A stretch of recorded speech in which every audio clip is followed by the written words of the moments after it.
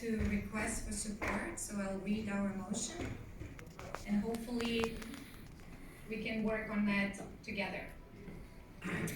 Today, Lithuania is facing an unprecedented crisis which has forced it to strengthen border security with Belarus.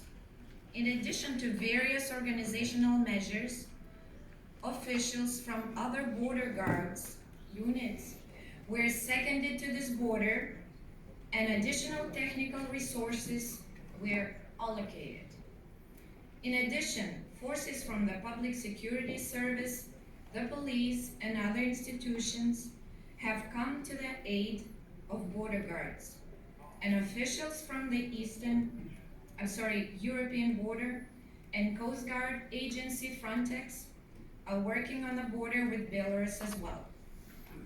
To our knowledge, there are currently around 300 police officers and even around 1,000 border guards working in the border area. Growing tensions with the regime in the neighboring Belarus are endangering police officers, and we believe that this crisis can only be halted if a physical barrier is built. Nevertheless, back in October, European Commission President Ursula von der Leyen told European leaders that Brussels would not allocate funds to build barriers to detain migrants at the EU borders, including on the border with Belarus. Given that the physical barrier would allow police officers significantly reduce their workload, we asked the European Confederation of Police, EUROCOP, to urge the European Commission to try to pursue them to find the necessary funding for the construction of the border with Belarus. Only by building that will it be possible to better protect police officers, as our officers are now in danger and are constantly turning to NPPSS for support. Now I'll tell you in details a little bit as I presented the map. You guys can see, of course, the little Lithuania right here. And what border do we have with Belarus? So it's 679 kilometers Lithuania has with Belarus, and Poland has 418 kilometers, and of course our neighbor Latvia has 141 kilometers. Up to today, we had over 7,000 migrants sent back. We didn't allow to come in through our borders because the regime was first to attack Lithuania. 4,000 migrants were accepted. But you can imagine that such a small country as ours surely would like to take more. But they are not staying in Lithuania. They are going to Germany first, and of course they're gonna go to all of your countries next. You can imagine that from Iran, Iraq, Africa, any other country that decides to come to Europe, they fly to Istanbul because the regime made it clear that they will help for them to get to the border of Lithuania and Poland. And after that, there are of course going to be buses to take them to Germany or to any other country. So for us, it's, what can you say? It's a problem that we need to solve. And it's not only, we don't like to stay alone. We want your help because it's external border. It's our border that they coming and invading us. So we don't have a clip, but I will present a movie that Poland Prime Minister spoke. So let's see what the views are now at the Polish border.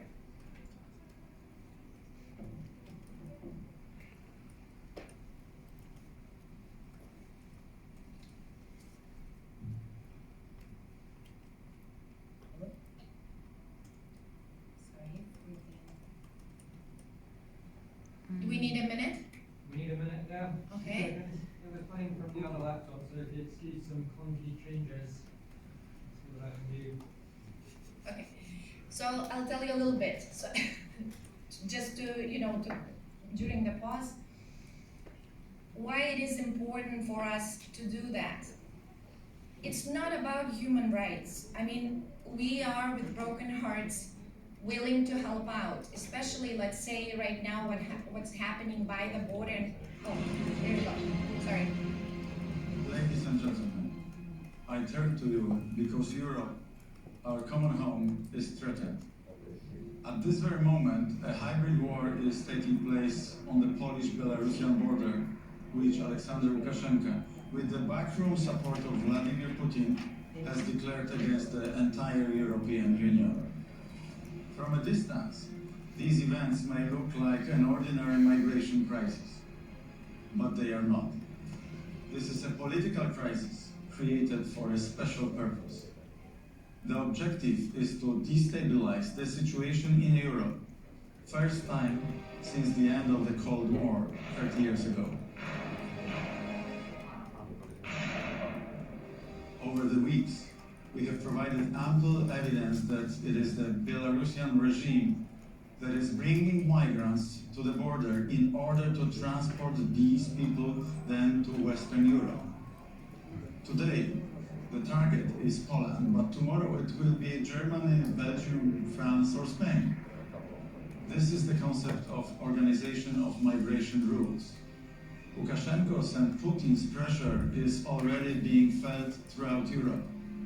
Each of us is paying for the rising energy crisis caused by the drastic reduction of gas supplies to European countries. This is just the beginning. The dictators will not stop. I want to assure you, Poland will not yield to blackmail and will do everything to stop the evil threatening Europe. For centuries, Poland has been guarding our common home.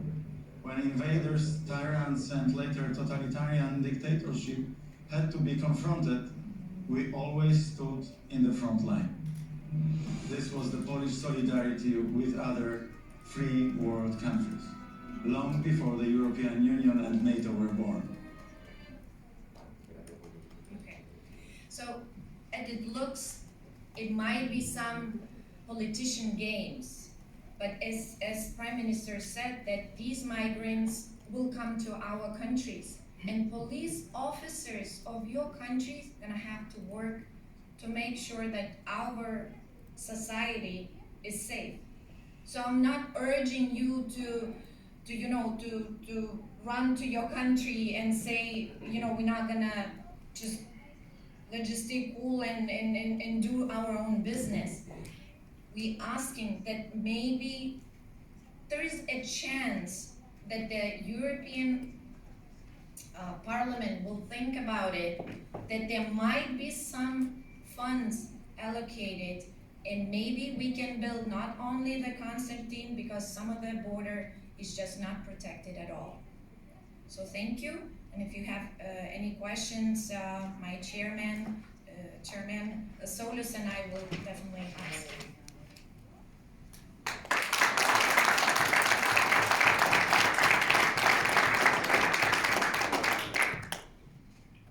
Thank you, Vaida. Thank you very much.